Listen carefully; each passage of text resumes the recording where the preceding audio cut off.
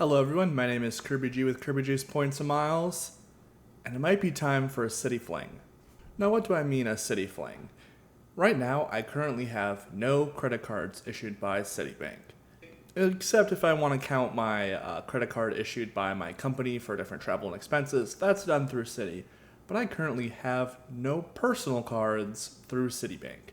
So it might be time to dip my toes in the ecosystem, have a few drinks, and see what happens.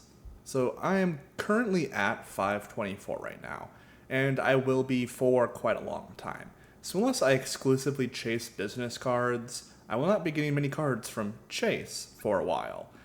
I'm currently also moving from a Delta only setup to having a Delta American 1A 1B type system. The two most popular routes I will be flying to is either direct from John Wayne International Airport to Minneapolis, or flying from John Wayne to Chicago, where my parents live in Wisconsin. It's not too far a drive, it's about 2 hours away, so that's not too bad. But having two direct flights to my two most visited destinations is pretty nice. But on that Minneapolis route, I'll be needing to fly Delta, and on that Chicago route, I'll be needing to fly American. Now, if I did choose to go with layovers, I could force myself to only fly Delta or only fly American. And while sometimes it'll be with points, sometimes it'll be with cash, I want to make sure that I have healthy points balances in each ecosystem. Now, for some of you who might be familiar with Southern California, you're saying, Kirby, why don't you just fly out of LAX? Well, that would save me some money on the flight if I were to pay cash. The amount of money I'd spend in traffic and paying to park my car for multiple days basically makes it a wash, while it still may be cheaper cash value. The time I would lose by flying in and then having to drive, and the times of those flights just are not ideal. I'm okay paying a premium to fly out of a small regional airport if I can still have those direct flights. So I really would like American Airlines as a transfer partner. And right now, the only bank that has that as a transfer partner is Citi. They have won some exclusive rights there, and it might be time to take a little bit of a look to see what Citi has to offer. So here are some questions I thought of when I'm considering, is it worth joining the Citi ecosystem? How many Citi cards could I get approved for while I'm at 524? I've applied for a lot of cards lately, but some of those have been business cards that don't report to my personal credit. So while Citi will see hard pulls, the cards themselves are not reporting to my credit as revolving lines of credit. Is velocity truly a concern? Maybe not quite yet, but definitely near in the future. Also, what order should I get these Citi cards in? If I can only, if I can guarantee one or two cards and not all of them, which cards should I be targeting?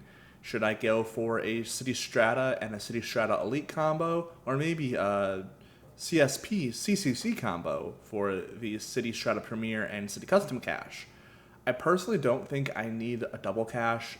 I really do not care about a catch-all card, and if I did get the Citi Strata Elite, it would give me at least 1.5x everything. I do still have my Capital One Venture card that I can throw some random 1x expenses on, but when you really do the math, the difference between 1x and 2x isn't crazy enough for me to waste a slot on a Citi Double Cash. Now, if I want to downgrade a Citi Strata Elite or a Citi Strata Premier after a year, maybe I do turn that into a Double Cash just so I have it, if I want to put all my main spend there. But I also do want to take into account that I am spending probably 9 out of 12 months of the year spending on welcome bonuses. So the idea of having a core credit card setup is not the most important thing to me. Obviously, there'll be a time where I will need to slow down. I will probably have some type of major expense come up where it'll lead me to not wanting to spend any money whatsoever.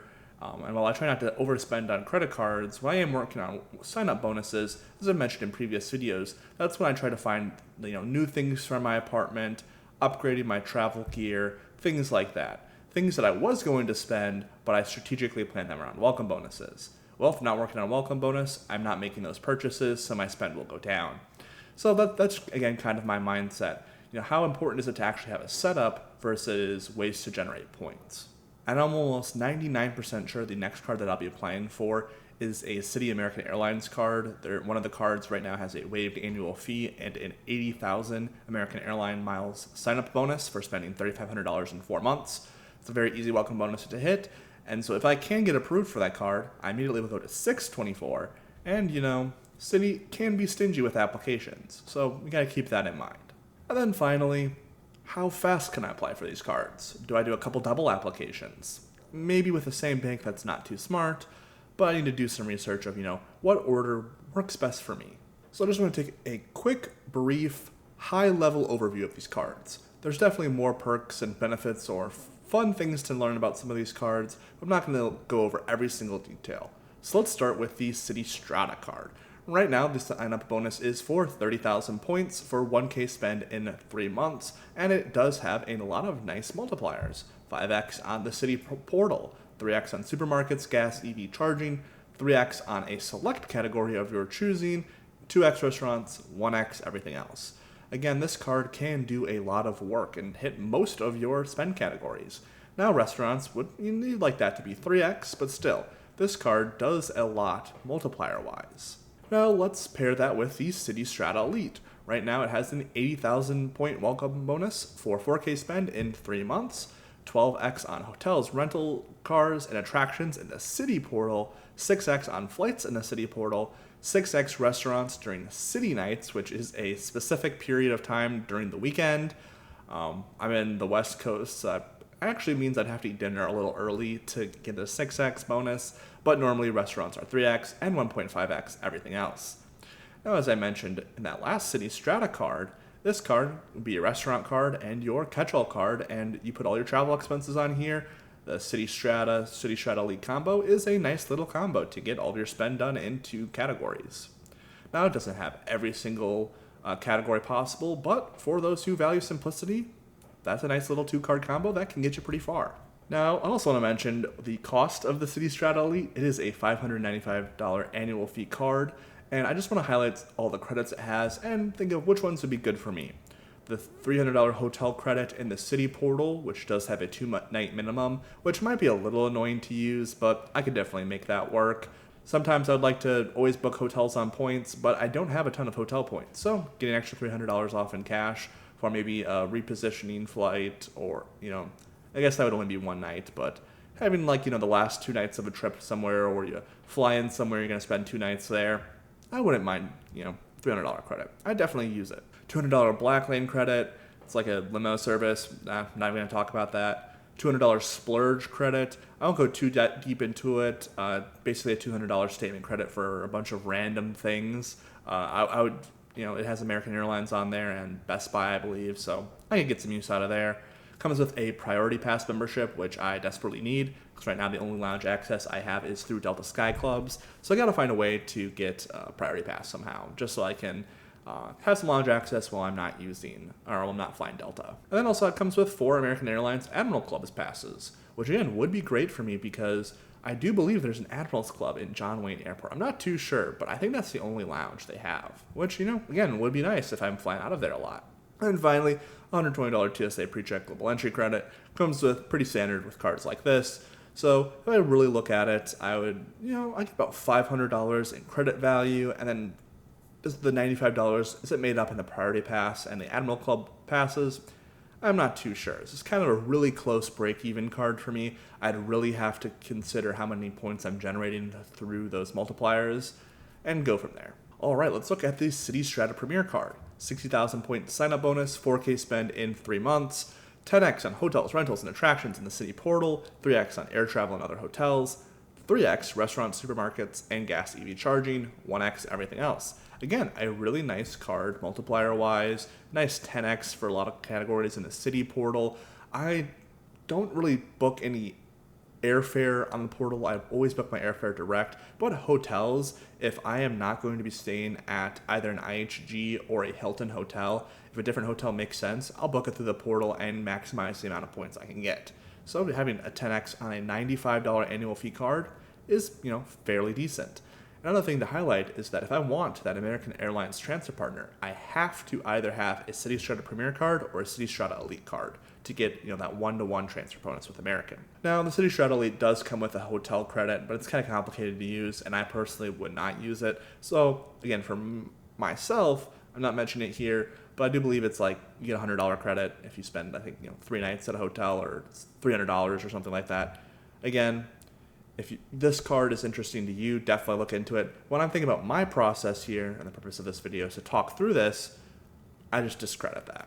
And finally, the Citi Custom Cash. 5x back on select categories. Bunch of categories for there if you want to pause the video and take a look at.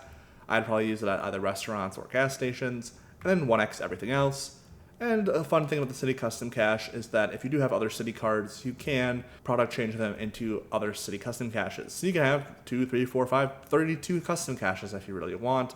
I do assume Citi will kind of crack down on this at some point, but they haven't yet, so have as many custom caches as you want. One thing about this card is that it does come with a $500 limit per month for that 5x category, so it's really the equivalent of $25 cash back, which when people talk about how amazing the Citi Custom Cash is, and it can be, you're really only developing $25 of cash back. Again, if you transfer that to partners, you can maybe get 2x or 3x that value, but it's not as much value as you think. So what about Capital One? I previously mentioned in a What's in My Wallet video that the Capital One Duo would be my powerhouse for Q3. And then I spent all my Capital One miles. I think I have 242 left. So I got a bunch of Capital One miles. I spent them. Now I don't have a great way of getting more because I can't really churn Capital One cards.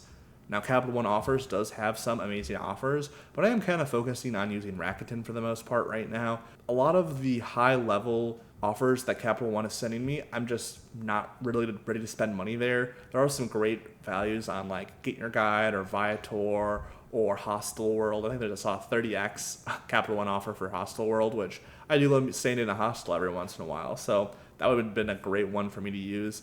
So as I get closer to some of my travel dates that I don't have hotels booked at, I'm definitely going to look at Capital One offers and see maybe I get a couple referral bonuses in the description below. Maybe take a quick look. Or if I get some really nice offers on Capital One, maybe I can slowly start building my balance up.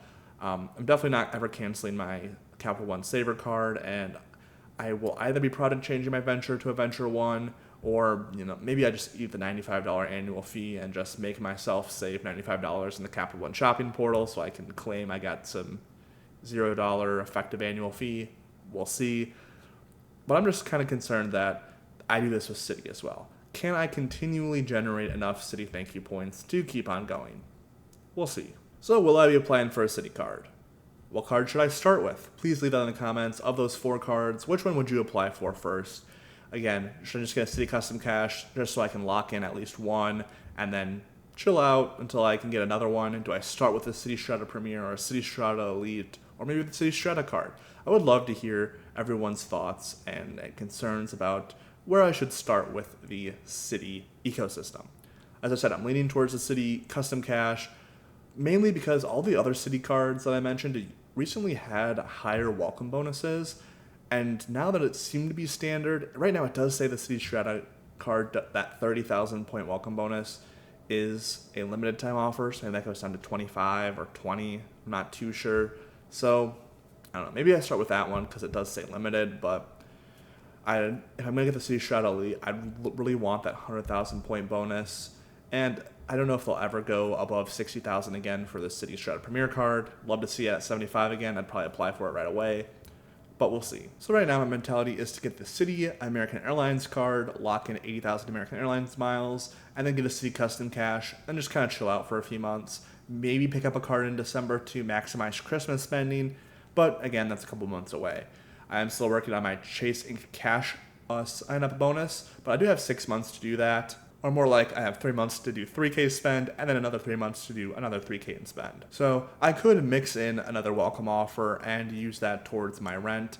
I do have my rent bill is about $2,500 a month through Built. So again, I could spend 1 month putting that on the Citi American Airlines card and then just through natural spend, I'd be good. I do heavily value my Built points. So that 2,500 Built points I get every month stacks up really quickly. I do use that as my 3x dining card whenever the opportunity presents itself when I'm not working on a sign up bonus. So again, built points are kind of the main point currency I am going towards at the moment. I did just deplete a lot of Delta miles, so I do want to get some more Delta miles, but I'm not going to get those through any spend on random spend, as that's only a 1x card. But yeah, that's kind of where my mentality is right now. All right, so those are some of my thoughts when it comes to the Citi ecosystem. I'm definitely interested in having a little bit of a Citi fling and dipping my toes in the water. But I think the order of cards that I get will be important, because with my velocity over the last few months, I'm not too sure I can get approved for all of these cards in a semi-quick manner. So what cards should I be prioritizing? Leave them in the comments. If you enjoyed this video, feel free to give it a like, comment, subscribe. I have just hit 75 subscribers. Just want to thank you all who have subscribed over the last week. It's been a great week for the channel, and I would love to push to 100 subscribers by the end of September. I know I said my original goal was by the end of the year, but I really do think we can hit that by the end of September. So if you enjoyed this video, hit subscribe and join me on my travel journeys over the next couple of months. Thanks and have a great day.